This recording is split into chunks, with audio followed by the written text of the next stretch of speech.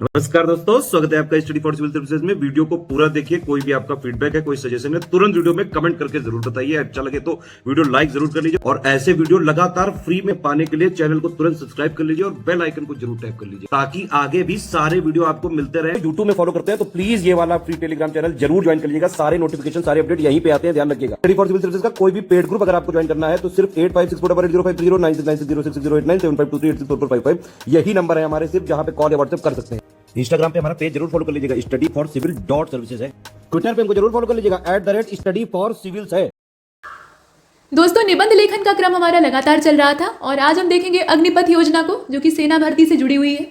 और आइए देखते हैं योजना क्या है। ड्राफ्ट हम तैयार करेंगे, इसके मुख्य प्रावधान क्या है, विरोधाभास इसमें क्या है, क्योंकि विरोध भी अच्छा खासा हुआ और अभी तक हो रहा है। अग्निपथ की सार्थकता कितनी है, क्या ये सच में सार्थक है या इसमें कुछ कमियां हैं, और समाधान, अगर कमियां हैं तो समाधान आपको बताना होगा और उसी के साथ अपना उपसंहार करना होगा। तो ये ड्राफ्ट बनाने का तरीका होता है जो कि हर निबंध के टॉपिक में, चाहे वो कितना भी साधारण आपको क्यों न लग रहा हो, लेकिन इतने बड़े लेवल की परीक्षा में अगर आप लिखने जा रहे हैं तो उसकी योजना तैयार करनी होती है, तो ड्राफ्ट बना लेना चाहिए।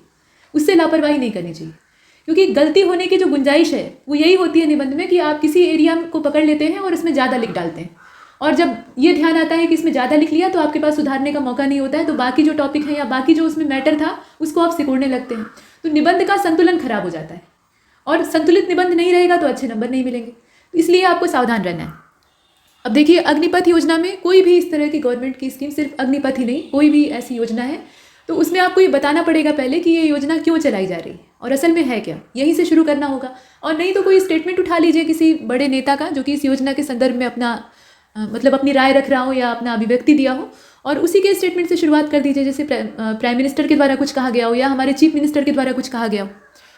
देखिए, अग्निपथ योजना ये भारतीय सेना के तीनों अंगों, मतलब जल, थल और वायु की बात हो रही है। तो इन सेनाओं में जवान, यहाँ देखें आप, इन सेनाओं में जवान, एयरमैन और नाविक के पदों पर भर्ती हेतु रक्षा मंत्रालय के सौजन्य से लाई गई है। इसमें सौजन्यकर्ता कौन है? डिफेंस मिनिस्ट्री है या मिनिस्ट्री ऑफ डिफेंस है, यानी रक्षा मंत्रालय। चयन के उपरांत इन जवानों को अग्निवीर के रूप में 4 वर्षों की तैनाती मिलेगी। और यही समस्या है कि भाई इतना ज़्यादा मगजमारी करके, इतना खून पसीना बहाकर हम भर्ती प्रक्रिया जो है उसको पास कर लेते हैं और उसके बाद 4 साल बाद हमें रिटायर कर दिया जाएगा। ऐसा नहीं है कि सबको वहाँ से बाहर कर दिया जाएगा, लेकिन उसमें से अधिकतम बाहर हो जाएंगे और कुछ जो उसमें से होंगे उन्हें आगे बढ़ाया जाएगा। तो वही कहा गया है कि 4 वर्ष के बाद निबंधित बैच के 25% यानी 25% जवानों को 15 वर्ष की अवधि के लिए संबंधित सेवाओं में वापस भर्ती किया जाएगा, केवल 25%, और बाकी जो है 75% उन्हें बाहर कर दिया जाएगा। अब 4 वर्ष की सेवा पूर्ण करने के बाद कोई अग्निवीर सेना के किसी अंग में तभी नियमित हो पाएगा जब वे जूनियर कमीशन्ड अफसर अथवा किसी समरूप पद पर शासित हों। तो उनके कार्यकलाप से ही सब कुछ यहाँ पर होने वाला है। अब आगे क्या हम कह सकते हैं, ये तो हमने योजना का एक सामान्य परिचय दे दिया कि इसमें असल में है क्या और क्या प्रावधान है। इस योजना के लागू होते ही इन पदों पर भर्ती की और अन्य प्रक्रियाएं, मतलब जो पद यहाँ पर दिए हुए हैं, जवान का, एयरमैन का या नाविक का, इन पदों पर भर्ती की अन्य प्रक्रियाओं को समाप्त कर दिया जाएगा। मतलब इसके अलावा भर्ती का और कोई रास्ता नहीं होगा, ये एक बात है। और ऐसे अभ्यर्थी जिनकी उम्र 17 वर्ष 5 महीने या 17.5 आप कह लीजिए मोटे तौर पे, यहाँ से लेकर 21 के बीच में है, वो इस योजना के तहत आवेदन कर सकते हैं। तो ये स्कीम का एक प्रावधान था। और इसके साथ आप देखें कि उल्लेखनीय है कि कोरोना महामारी के कारण भर्ती प्रक्रिया लंबे समय से बाधित रही, क्योंकि भर्ती प्रक्रिया में अच्छा खासा जुटावड़ा होता है, मतलब बड़ी संख्या में युवक इकट्ठा होते हैं, वहाँ पूरा मेला जैसा लगता है। तो ऐसा मेला जुटाना कोविड के समय में फ़ायदेमंद नहीं था। तो ये तर्क देते हुए गवर्नमेंट ऑफ इंडिया ने लंबे समय तक भर्ती प्रक्रिया को बाधित रखा। इसमें आप ऐसे लिख सकते हैं। साथ में ये भी है कि 2022 में 23 वर्ष तक की आयु वाले अभ्यर्थी भी आवेदन कर सकते हैं, ये प्रावधान किया गया, क्योंकि आयु सीमा निकल गई। वो लंबे समय तक तैयारी करते रहे, दौड़ते रहे बेचारे, अपने शरीर को मजबूत करते रहे और पूरी तरह से जी जान से लगे थे। और अब आयु की जो स्थिति है वो क्रॉस कर रही है, जो एज निर्धारित की गई है उससे ज़्यादा हो गई, तो इसमें उनका कोई दोष नहीं है। भर्ती प्रक्रिया न जारी करना या फिर गवर्नमेंट के द्वारा उसका न निकालना, ये गवर्नमेंट ऑफ इंडिया की रिस्पॉन्सिबिलिटी। तो इसलिए जो आयु सीमा है उसको 23 साल का यहाँ पे कर दिया गया 2022 के लिए, कि 23 वर्ष तक के जो आयु वाले अभ्यर्थी हैं वो आवेदन कर सकते हैं। आवेदन की प्रक्रिया जुलाई माह से शुरू हो गई, आपने देखा ही होगा। योजना का उद्देश्य युवाओं में देश प्रेम की भावना का संचार करना है और सेना इस प्रकार युवा शक्ति से सज्ज होगी। वर्तमान में भारतीय सशस्त्र बलों में 13 लाख से अधिक संख्या में जवान 32 साल की औसत आयु वाले हैं। अब यहाँ एवरेज एज देखी जा रही है, और इस योजना से औसत आयु में गिरावट होगी, जो कि गवर्नमेंट ऑफ इंडिया की एक मेन मंशा है कि औसत आयु को कम किया जाए। हर सर्विस सेक्टर में यही प्लान चल रहा है। इस योजना में अफसर रैंक के पदों पर भर्ती का प्रावधान नहीं है, उनके लिए अभी जो भर्ती की प्रक्रिया पहले से चल रही थी, अभी फिलहाल के लिए वही चलेगी। वर्ष 2022 में सेना के तीनों अंगों में कुल 46,000 जवानों की भर्ती का लक्ष्य है और अगले 4-5 वर्षों में इनकी संख्या बढ़ाकर 50 से 60,000 और उसके बाद 90,000 से 1,20,000 तक का करने का लक्ष्य रखा गया है। तो ये क्रमबद्ध तरीके से आगे बढ़ेगा। अब आगे देखते हैं। कोरोना महामारी से सभी भर्ती प्रक्रियाएं बाधित हुई थी, ये आपने पीछे ही देख लिया है। तो दिसंबर 2021 तक का अगर हम आंकड़ा देखें तो अच्छी खासी संख्या में पद रिक्त थे। अफसर रैंक से नीचे कार्मिकों के अगर पद देखें तो 1 लाख तो थल सेना में ही खाली थे और वायुसेना में करीब 5,000 और नौसेना में करीब 11,000 जो पद हैं वो खाली हैं। तो इतनी बड़ी संख्या में अगर खाली पदों को हम देखें तो इससे मालूम होता है कि सेना में कमजोरी है, क्योंकि इतने लोगों की कमी है तो निश्चित तौर पे अगर कमी रहती है तो वो कमजोरी का कारण बनती है।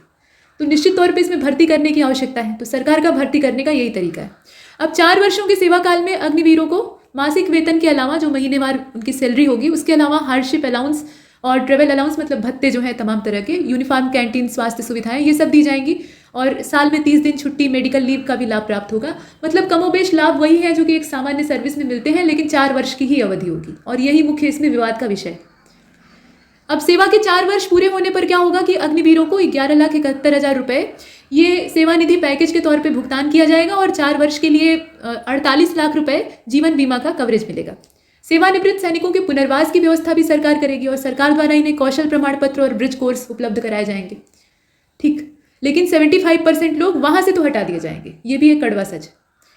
भर्ती होने वाले अग्निवीरों को आधिकारिक गोपनीयता अधिनियम 1923 के तहत गोपनीयता की शपथ लेनी होगी ताकि वो अपने सेवा काल में जितनी भी सूचनाएं उनसे साझा की गई थी जो कि सुरक्षा से जुड़ी हुई थी तो उसको कहीं बाहर शेयर नहीं करेंगे। सीएपीएफ तथा असम राइफल्स में भर्ती प्रक्रिया के तहत अग्निवीरों को 10% आरक्षण मिलेगा। उल्लेखनीय है कि अमेरिका, इजराइल, दक्षिण कोरिया, उत्तर Korea, Switzerland, Brazil, Syria, Georgia, Lithuania, Sweden, Norway, इस तरह के देशों में अनिवार्य सैन्य सेवा का प्रावधान है। तो वो अनिवार्य सैन्य सेवा का प्रावधान जब होता है तो उसमें तो सारे नागरिकों को अवसर मिलता है। यहाँ कंपटीशन जो है वो सेना भर्ती वाला ही है। उतना ही तगड़ा कंपटीशन क्लियर करके आप सेना में भर्ती होंगे और 4 साल बाद उसमें से अधिकतम रिटायर हो जाएंगे। यही कड़वा सच। तो दूसरे देशों से कंपेयर करने से पहले प्रक्रियाओं को भी तुलना करना आवश्यक होता है और प्रक्रियाओं में कोई समानता नहीं। इसके बाद आगे चलते हैं। देखिए, पहले वर्ष में युवाओं को 30,000 रुपये मासिक वेतन और 9,000 भविष्य निधि का लाभ मिलेगा, जो कि अगले वर्षों में यानी क्रमशः दूसरे, तीसरे और चौथे वर्ष में 33,000, 36,000 और अंत में 40,000 हो जाएगा। और इसमें ईपीएफ, पीपीएफ मिलाकर सालाना जो है वो अगर वेतन जोड़ा जाए पूरे साल भर का तो 6,92,000 के आसपास बैठता है। इस योजना के सुनहरे पक्ष तो हैं। सुनहरा पक्ष ये है कि भाई युवाओं को रोजगार मिलेगा और गवर्नमेंट ऑफ इंडिया थोड़ा जो पैसे का बेनिफिट है, सुविधाओं का है, वो सब दे रही है, सर्टिफिकेट वगैरह है। लेकिन विरोध भी उतना ही जाता है और विरोध करने की जो वजह है वो भी जायज़ है। जो लोग विरोध कर रहे हैं वो कहीं कोई ऐसे पागल खाने से तो आए नहीं है, उनके पास भी उसके तर्क हैं और वो सही कह रहे हैं। सरकार अपनी जगह जो कह रही है वो तर्क है, साथ में जो लोग विरोध कर रहे हैं उनके अपने तर्क हैं, तो उन पर भी विचार करना आवश्यक है। वजह ये है, देखिए, पहली वजह जो सबसे बड़ी है कि 4 वर्ष की सेवा दे चुके अग्निवीरों के लिए पेंशन का प्रावधान नहीं है। भाई 4 साल सेवा तो आपने उनसे ले ली, उन्हें एक मुश्त राशि दे दी, 11 लाख या जितना भी आप देना चाहें, लेकिन पेंशन जो महीनेवार मिलती है उसकी अलग ही बात होती है। वो एक बड़ा आत्मबल होता है लोगों के लिए। तो पेंशन का प्रावधान नहीं है। 4 वर्ष के बाद वो एक तरह से साफ साफ भले ही उनसे न कहा जाए लेकिन वो नौकरी से निकाल दिए जाएंगे, बेरोजगार हो जाएंगे और केवल 25% ही जो है वो स्थायी कमीशन ले पाएंगे। यानी सिर्फ 25% जो बहुत ज़्यादा भाग्यशाली होंगे वही स्थान प्राप्त कर पाएंगे, बाकी 75% भटकने लगेंगे। ये प्रतिभाशाली होंगे, निश्चित तौर पे होंगे, क्योंकि अपनी प्रतिभा को सिद्ध करके ही वो वहाँ तक पहुँचे हैं। तो इन्हें, ये जो प्रतिभाशाली वीर हैं, इन्हें बेरहमी से दरकिनार कर दिया जाएगा। बीच में वे स्वेच्छा से इसे छोड़ भी नहीं सकते हैं। अगर बीच में उन्हें कोई अच्छी नौकरी मिल जाती है 4 साल की अवधि में तो ये उस नौकरी के लिए इस नौकरी को छोड़कर जा भी नहीं सकते हैं। ये भी एक समस्या है, केवल कुछ विशेष स्थितियों में। अब विशेष स्थितियां जो है उनका भी दायरा सीमित है। कुल मिलाकर अग्निपथ एक सार्थक पहल कही जा सकती है। अब देखिए, गवर्नमेंट की किसी भी स्कीम पर अगर आपको लिखने के लिए आता है तो आप कितने भी उससे क्रुद्ध हों या कितने भी असंतुष्ट हों, लेकिन आप उसे नज़रअंदाज नहीं कर सकते। आप ये नहीं कह सकते कि नहीं, ये स्कीम बिल्कुल अच्छी नहीं है, इसको हट जाना चाहिए। आपको लिखना तो उसी के फेवर में पड़ेगा, लेकिन उसके जो नेगेटिव फैक्टर है उनको भी डालना पड़ेगा। संतुलित लिखना होता है, मध्यम मार्ग निकाल कर चलना होता है, क्योंकि आप ब्यूरोक्रेट्स बनने जा रहे हैं, ठीक है। और एक ब्यूरोक्रेट्स के तौर पे जो आपकी भूमिका है वो सरकार के पक्ष में ही बोलने वाली है, तो आप विपक्ष में नहीं जा सकते। ये एक कड़वी हकीकत है, आप चाहें तो भी नहीं जा सकते, ठीक है। तो इसमें आपको थोड़ा सा मध्यम मार्ग निकालना पड़ेगा। ये कहना पड़ेगा कि भाई अग्निपथ जो है वो सार्थक पहल तो है, लेकिन स्थायित्व इसमें नहीं दिखाई दे रहा है। सारी चीज़ें जो है वो डामाडोल दिखाई दे रही है, इसीलिए विश्वसनीयता खत्म हो रही है। मतलब जो युवा हैं वो इस पर भरोसा नहीं कर पा रहे हैं। और 4 वर्ष के बाद इनका क्या स्थिर विकल्प होगा, गवर्नमेंट ऑफ इंडिया अगर इस चीज़ को क्लियर कर सके तो लोग इस पर भरोसा करेंगे। हालांकि आवेदन भी बड़े धड़ल्ले से हो रहा है और इसकी वजह यह है कि बेरोजगारी एकदम चरम सीमा पर है। अब जो युवा दौड़ लगा रहे थे, इतने समय से अपना पसीना बहा रहे थे और उनके परिवार को उम्मीद थी कि लड़का सैनिक बन जाएगा, सेना में चला जाएगा, तो वो बेचारे करें तो क्या करें, उनके पास और कोई रास्ता नहीं है। अगर वो विरोध करने के लिए सड़कों पर बैठ भी जाएंगे तो उनका समय बर्बाद होगा, उनकी उम्र निकल जाएगी, तब उनके हाथ कुछ नहीं आएगा।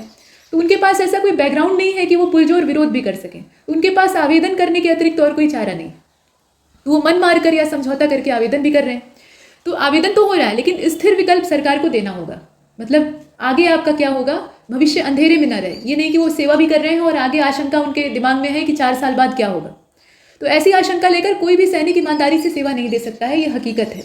सैनिक को जब आप पूरा आश्वासन देंगे कि आपके परिवार की और आपके पूरे जीवन काल की जिम्मेदारी मेरी, तब जाकर वो देश के लिए अपना सब कुछ न्यौछावर करने के लिए तैयार हो जाएगा। देश प्रेम अपनी जगह पे है, लेकिन जो जिम्मेदारियां उसकी हैं उससे वो मुंह नहीं मोड़ सकता। ठीक है, तो यहाँ उचित सम्मान देने के लिए सरकार को यही करना चाहिए कि कुछ भविष्य का भी आश्वासन दे। जो आश्वासन अभी दिया गया है वो डामाडोल दिखाई दे रहा है। तो इस तरीके से कह के आप समाप्त कर सकते हैं। समाप्त करने के और भी बहुत सारे तरीके हो सकते हैं, लेकिन इस तरीके से आप ये ध्यान दीजिएगा कि मध्यम मार्ग इसमें निकाल कर चलें। एकदम से कोई विरोध भी नहीं करना है और एकदम से पक्ष भी नहीं लेना है। तो ये हमने देखा अग्निपथ योजना को, और ऐसे बहुत सारे टॉपिक आगे जारी रहेंगे। इसमें इतना ही, तब तक के लिए नमस्कार।